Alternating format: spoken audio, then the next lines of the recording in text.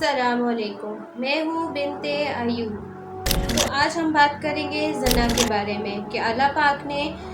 زنا کے لیے کیا عذاب رکھا ہے مرد اور عورت کے لیے، اور زنا کی کتنی قسمیں ہیں۔ زنا ہمارے معاشرے میں کتنی تیزی سے پھیل رہا ہے اور اس زنا کو لوگوں نے بہت ہی ہلکے میں لیا ہوا ہے۔ اللہ پاک نے زنا کے اوپر یہ فرمایا ہے کہ اگر کوئی شادی شدہ عورت یا مرد شادی شدہ زنا کرتا ہے تو اس کو پتھروں سے مارا جائے، ایک گڈھے میں اس کو کھڑا کر کے اس کو پتھروں سے مارا جائے۔ اور اگر کوارا لڑکا یا لڑکی زنا کرے تو اس کو 100 کوڑے مارے جائیں، وہ بھی بیچ چوراہے پہ کھڑا کر کے اس کو 100 کوڑے مارے جائیں۔ اللہ پاک نے زنا کرنے والوں کے لیے جو عذاب رکھا ہے وہ عذاب کسی اور گناہ کا نہیں ہے۔ سب سے سخت اور بڑا گناہ جو عذاب ہے وہ زنا کا ہے۔ اللہ پاک کو بہت غضب اور غصہ آتا ہے ان لوگوں پر جو زنا کرتے ہیں۔ جیسے اللہ پاک نے زنا کرنے والوں کے لیے دنیا میں بھی یہ عذاب اور یہ تکلیف اور یہ پنشمنٹ رکھی ہے اور آخرت میں بھی رکھی ہے۔ اور اللہ پاک نے زنا کرنے والوں کے لیے یہ پنشمنٹ نہیں رکھی کہ اس کا سر دھڑ سے الگ کر دیا جائے یا اسے دیکھتے ہی قتل کر دیا جائے، بلکہ اللہ پاک نے اس کو عبرت کا نشان بنانے کے لیے کہا کہ اس کو 100 کوڑے مارے جائیں، وہ بھی بیچ چوراہے پہ کھڑا کر کے، چاہے وہ مرد ہو یا عورت۔ اللہ پاک سورہ الاسراء میں آیت نمبر 32 میں فرماتے ہیں، زنا کے قریب بھی مت جانا کیونکہ وہ بے حیائی ہے اور بڑی بری راہ ہے۔ اللہ پاک نے کہا ہے کہ زنا کے قریب بھی مت جانا، کرنے کا تو دور کی بات، اللہ پاک نے اس کے قریب جانے سے بھی منع فرمایا ہے کہ اس کو اپنے قریب بھی نہ لانا۔ زنا کا عذاب بہت سخت ہے۔ نبی پاک صلی اللہ علیہ وسلم جب معراج پر گئے تو ان کو جب دوزخ کا دیدار کرایا گیا تو وہاں پہ نبی صلی اللہ علیہ وسلم نے دیکھا کہ مرد اور عورت برہنہ حالت میں ایک دوزخ کی آگ میں جل رہے تھے، اور جب دوزخ کی آگ بھڑکتی اس کے اولے اوپر کی طرف آتے تو وہ بھی اس کے ساتھ اوپر کی طرف آتے، مرد اور عورت۔ تو نبی صلی اللہ علیہ وآلہ وسلم نے جبریل علیہ السلام سے فرمایا کہ یہ کون ہے؟ تو جبریل علیہ السلام نے عرض کیا کہ یہ نبی صلی اللہ علیہ وسلم آپ کی امت کے وہ مرد اور وہ عورت ہیں جو زنا کرتے تھے اور توبہ کیے بغیر مر گئے۔ زنا کی صرف یہ اقسام نہیں ہے، یہ زنا نہیں ہے کہ مرد اور عورت کے درمیان کوئی تعلق ہو، بلکہ زنا کے اور بھی بہت سارے اقسام ہیں۔ جیسا کہ آپ نے کسی سے گندی بات کہی اور سامنے والے نے سنی تو آپ کی زبان کا یعنی آپ کے منہ کا زنا ہو گیا، یعنی زانی ہو گئی آپ کی زبان۔ اگر آپ نے اگر کوئی آپ کو بری بات یا گندی بات پہنچا رہا ہے اور آپ اس کو مزے سے سن رہے ہو، اس کو منع کرنے کے بجائے اس کو سنی جا رہے ہو تو وہ آپ کے کان بھی زانی کہلائیں گے۔ اور اگر آپ کسی کے بارے میں گندے خیالات سوچتے ہیں، اپنے دل میں یا دماغ میں گندے خیالات پیدا کرتے ہیں تو وہ آپ کا دماغ زانی کہلاتا ہے۔ اگر آپ کی آنکھ کوئی فاحش چیز دیکھتی ہے یا کوئی ایسی چیز جو نامحرم کو دیکھتے ہیں تو وہ بھی آپ کی آنکھ بھی زانی کہلاتی ہے۔ بڑی سزا اللہ پاک نے زانی کو یہ دی ہے کہ اللہ پاک اس سے نماز کی لذت کو چھین لیتے ہیں اور قرآن پڑھنے کی لذت اس سے چھین لیتے ہیں۔ نہ وہ قرآن پڑھتا ہے اور نہ ہی سنتا ہے، نہ وہ نماز کی طرف آتا ہے، نہ اس کا دل لگتا ہے۔ زنا کی ایک اور سزا بھی اس انسان کو دنیا میں ملتی ہے کہ وہ جب ایک بار زنا کرتا ہے تو پھر اس کا دل دوبارہ کرتا ہے زنا کرنے کو۔ جب وہ دوبارہ کرتا ہے تو پھر وہ کرتا رہتا ہے اور ساری زندگی وہ اسی چیز میں پڑا رہتا ہے، اور اللہ پاک اس کو یہ سزا دیتے ہیں کہ اس کو غفلت میں ڈال دیتے ہیں اور بالآخر وہ اسی طرح سے موت پا جاتا ہے۔ سورۃ الجاشیہ میں اللہ پاک فرماتے ہیں، آیت نمبر 23 میں اللہ تعالیٰ فرماتے ہیں،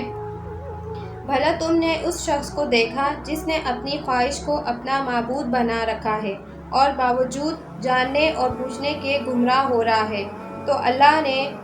بھی اس کو گمراہ رہنے دیا اور اس کے کانوں اور دلوں پر مہر لگا دی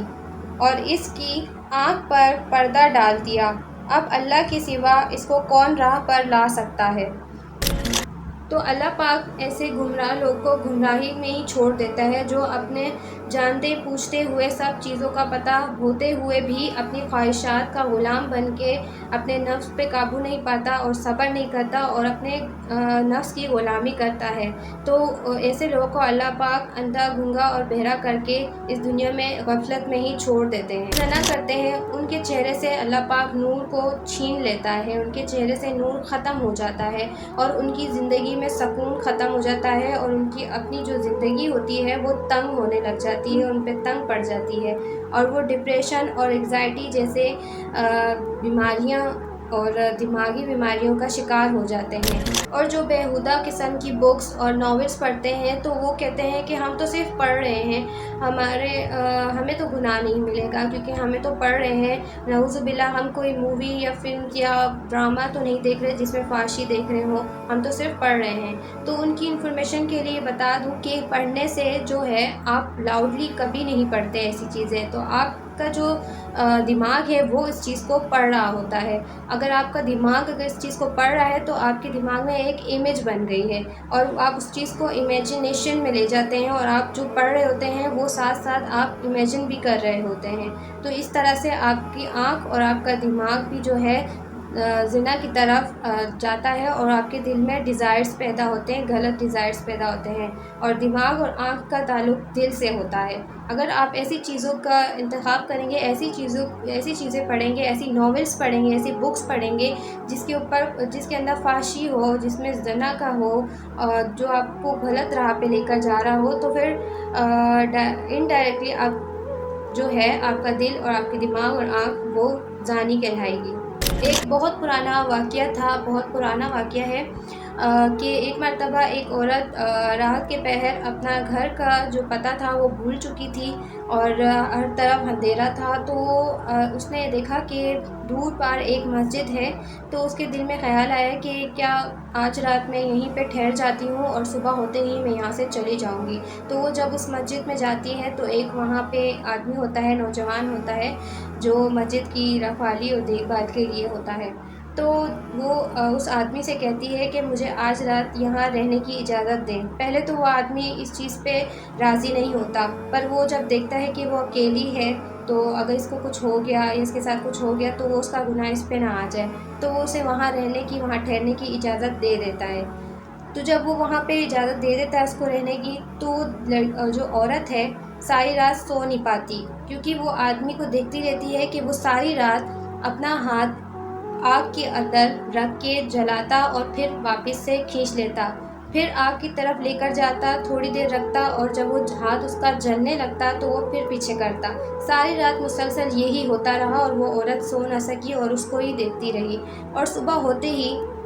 اس آدمی نے اس خاتون سے کہا کہ وہ اب وہاں سے چلی جائیں۔ تو اس عورت نے کہا کہ اللہ کی قسم کھاتی ہوں کہ میں یہاں سے تب تک نہیں ہلوں گی جب تک تم مجھے اس چیز کا نہ بتا دو کہ ساری رات تم یہ کیا کرتے رہے ہو۔ تو اس آدمی نے کہا کہ جب میں نے تمہیں اکیلا پایا دیکھا اور یہ سوچا کہ کسی کو کیا پتہ چلے گا اگر میں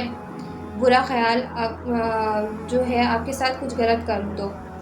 تو میں یہ سوچ کر اللہ سے ڈرتا تھا اور کہتا تھا کہ اگر میں اس دنیا کی آگ کو برداشت کر سکتا ہوں تو جہنم کی بھی آگ کو برداشت کر لوں گا۔ تو میں بار بار اپنا ہاتھ آگ کی طرف لے کر جاتا، اور جب میرا ہاتھ جلتا تو میں اس کو پیچھے کر لیتا۔ تو یہی چیز مجھے ساری رات زنا سے دور رکھ رہی تھی، زنا سے بچائے رکھ رہی تھی کہ اللہ کا عذاب جو ہے میں برداشت نہیں کر سکتا اگر میں یہ ذرا سی جو آگ میرے ہاتھ پر لگ رہی ہے وہ برداشت نہیں کر سکتا۔ تو اسلام میں یہ اجازت نہیں ہے کہ آپ کسی نور محرم سے ہاتھ ملائیں یا اس سے گلے ملیں، اور اللہ کے نبی صلی اللہ علیہ وآلہ وسلم نے فرمایا کہ تمہارے لیے بہتر یہ ہے کہ تم اپنے سر پر کیل ٹھوک دو بنسبت اس کے کہ تم کسی نامحرم سے ہاتھ ملاؤ یا اس کو ٹچ کرو، یعنی آپ کے سر پہ ایک کیل ٹھوک دی جائے وہ بہتر ہے بجائے اس کے کہ آپ کسی نور محرم سے ہاتھ ملائیں یا اس سے گلے ملیں۔ تو اپنے آپ کو اچھی جگہ پہ اٹھنا بیٹھنا اپنا کریں اور ان چیزوں سے دور رہیں، ناولس اور موویز اور جو ڈرامہ آپ دیکھتے ہیں ان سے دور رہیں، اور برے دوستوں سے بری صحبت سے دور رہیں جو آپ کو زنا کے قریب لے کر جا رہی ہے، برائی کے قریب لے کر جا رہی ہے۔ تو اور آپ نماز پہ فوکس کریں، کیونکہ نماز سے بہتر اور کوئی چیز نہیں آپ کو جو برائیوں سے روکتی ہے وہ ایک واحد نماز ہے۔ تو اگر آپ نماز پابندی سے پڑھیں گے اور صبر کریں گے اور اپنے جو نفس پہ قابو کریں گے تو انشاءاللہ اللہ پاک آپ کو بہت بڑا اجر دیں گے۔